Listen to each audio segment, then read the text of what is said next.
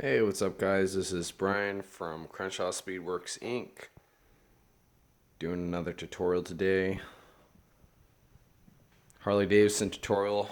Thought I'd just kind of do a quick demo and show everybody how to test a starter motor. This is pretty much going to apply to all Harley Davidson type starter motors. Car starter motors, Japanese bike starter motors. They're all pretty much the same. Except this one right here is just a little bit different. There's a couple other things that you want to look for.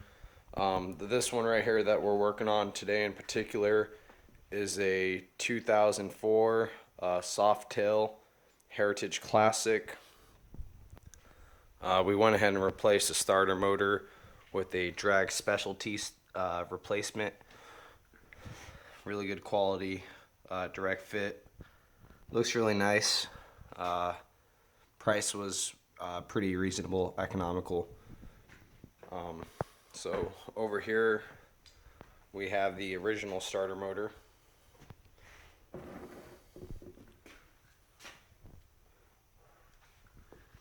Upon observation of the gear, the shaft there,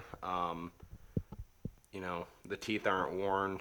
Generally, that's not what wears. It's actually the starter gear mechanism. In here, there's a drive gear that actually spins the motor over. This is one way, so should spin freely clockwise.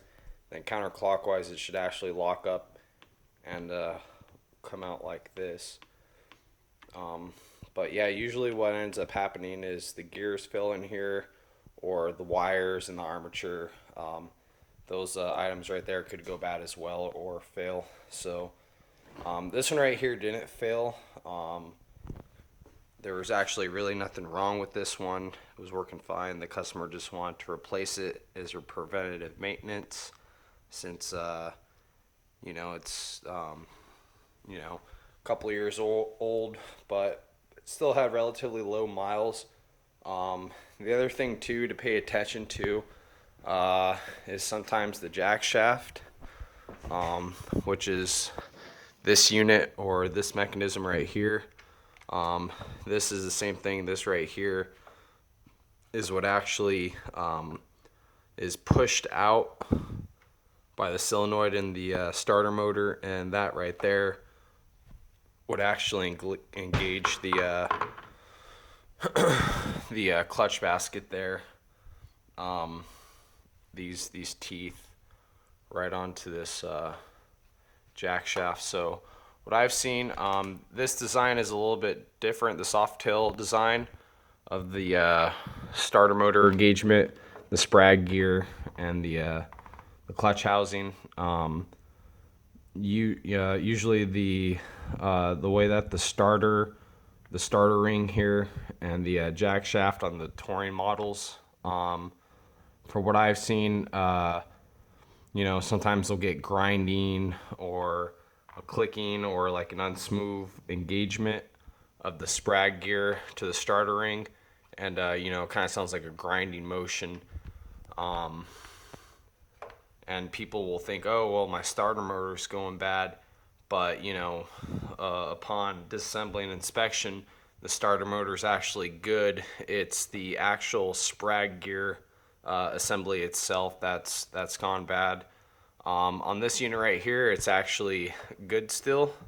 Nothing wrong with it. This one right here is pretty heavy duty, the way it's designed. On the Big Twin, the touring models, 2007 or up, the design is not as like heavy duty in my opinion, and I've seen them fail. Well, not completely fail, but they're a little bit more chattery. Upwards of 30,000 miles, or upwards of 5+ years of use. So we're gonna go ahead and test that starter motor now. The quick and easy way.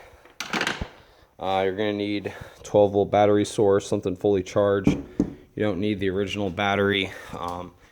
don't really need too many amps to crank it over. 300 amps, that's quite a bit. We're not actually cranking over the motor. We're just gonna run a bench test. So make sure your leads aren't touching. I'm using like a motorcycle pair of jumper cables here.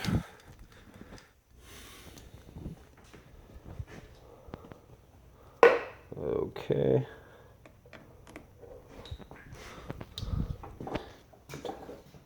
Just kind of connect these.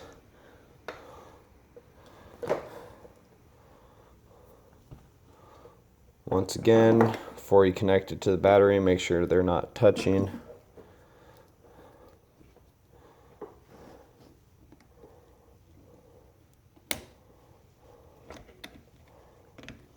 Okay. Positive to positive, negative to negative. Now on the opposite side, you got 2 terminal posts here. Basically, in order for what do you call it, for this one to work here, the starter relay is actually in this unit right here, in the starter motor unit. So if you connect 12 volts to this pole right here, you won't get anything because it's open. This is the other pole on the other side of the winding that goes to the actual starter motor. This is where you want to connect your 12 volts to. So just kind of take that.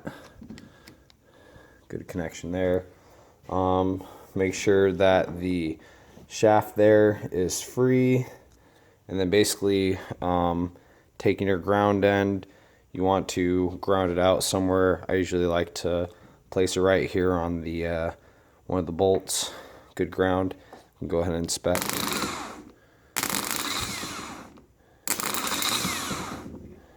Make sure you're holding the starter motor, you'll get a good arcing effect like that.